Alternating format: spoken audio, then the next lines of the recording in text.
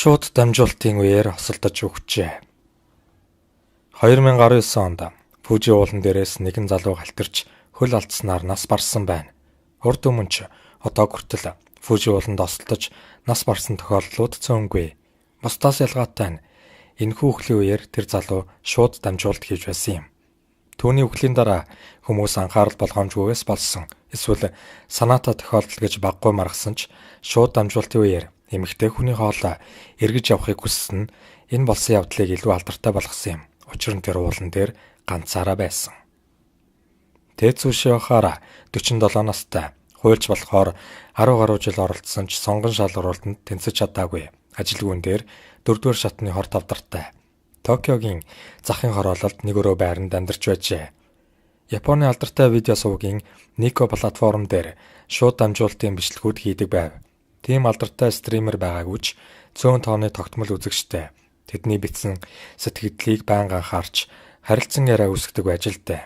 2019 оны 10 дугаар сарын 23-нд үзэгчдийн нэгээс түүнд өвлийн улирлын Фужи уулын оройг үзмээр байна гэсэн санал гаргахад Шиохара сайхан санаа байна гэд улирлын энэ үед Фужи уула тийм ч хүйтэн биш тул чөлөө цагаараа нэг авиралт хийгэж зөвшөөрсөн байна.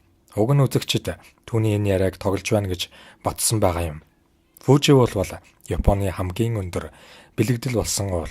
100-ны цагт явган алхах чиглэлүүдтэй 3800 метрийн өндөр тул авирахад айхтар хэцүү биш. Зам зуур, амралт зогсоолуудтай хэдэн зуун хүмүүс цуг алхтал туула төөрөх боломжгүй. Ямар нэгэн боллоо гэхэд яаралтай тусламж авах бололцоотой. Замуудыг сайн янзалсан тул ядралгүйгээр авирчих боломжтой. Жилдээ насан туршид хүүхдүүд нийлсэн 200 мянган хүн авирдаг. Харин өвөл Фужи уул огт өөр аюултай болж хувирна. Огт цөмхүйтэн, чихүүн салхи, тодорхой өндрөөс дээш мөсөн бүрхүүр тогтож тусламж авах шаардлагатай тохиолдолд бараг хүн тааралдахгүй. Зориултын хадаастай уулын гутал мөсний алхахтай байсны хүчинд уулнаас халтирч унахгүй. Мэргэжлийн уулчид л дэлхийн дээвэр рүү гарах бэлтгэл болгож Фужи уул руу өвөл авиралт хийдгээс харахад энгийн аялагчид Фужи уулан өвлийн цагт тохиромжгүй юм. 2019 оны 10 дугаар сарын 28-ны өглөөний 10 цаг үед Шиохарагийн шууд дамжуулалт эхэлж үзэгчдтэй өвлөн дээгүүр цасаар бүрхэгдсэн Фужи уулын замыг харуулж сюрприз барихад эхэндээ үзэгчид итгэж ятан ямар гайхалтай үзэсгэлэнтэй харагдаж буй сэтгэлдээр бичиж эхэлжээ.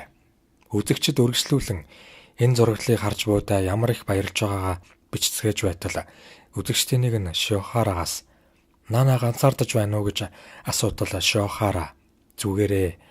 Токиод би илүү их ганцаарддаг" гэсэн байна.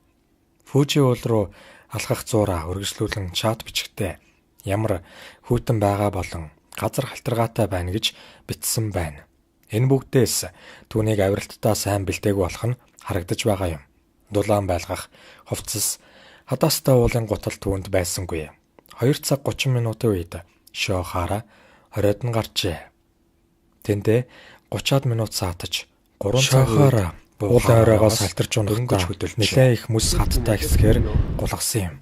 Энэ нөхцөлд хамгийн зөв арга бол нүрээрээ доош гарч зайлшгүй байх ёстой мөсний алхаараа газар руу хүчтэй зоох ёстой юм. Гэсэн ч видеон дээр хэдэн дүрсээс харахад Шиохарад мөсний алхах байсангүй. Харин ердийн уулын таяг байгааг харж болно.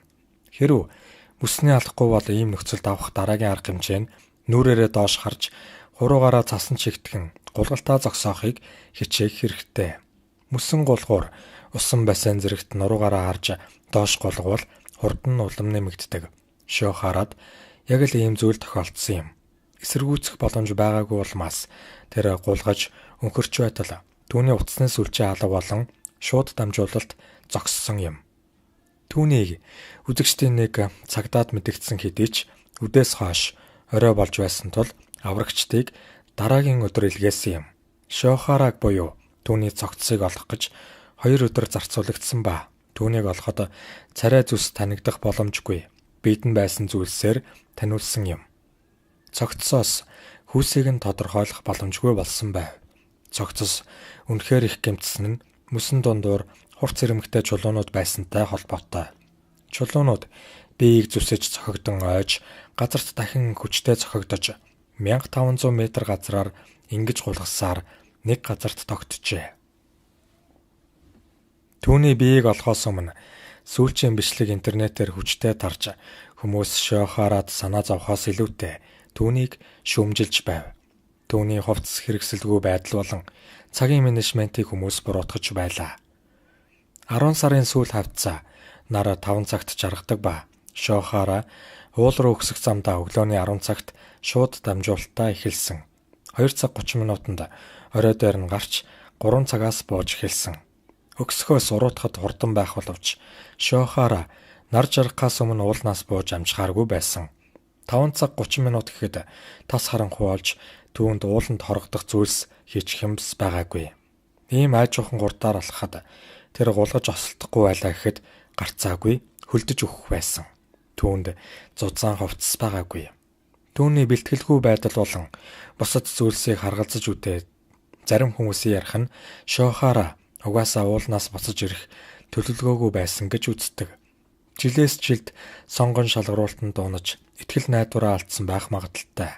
Нөгөө талаас зарим хүмүүсийн үзэж байгаагаар шохаараа Фужи уул руу хэд хэдэн удаа гарсан тул 10 дугаар сард нөхцөл байдал ямар аюултай байх талаар бүрэн гүйцэд сэрэмжгүйгээр авирсан ч гэж үздэг. Энэ бичлэгтэй холбоотой нэг зүйл үлдсэн нь эмэгтэй сүнсний хоолой юм. Бичлэг дээр Коноидэ гэж сонсогддог. Энэ нь битгий ойрт эсвэл цаашаа яв гэсэн утгатай үг юм. Үүний дараа удалгүй осол болсон. Ямар нэгэн сүнс түүнд анхааруулга өгсөн ч юм шиг. Тэр үнэхээр бэлтгэл дутуу нөхцөл байдлыг буруу үнснээс олж осол дөртөө эсвэл уулнаас эргэж ирэх төлөвлөгөөгүй явсан уу? Өөр юм бодол.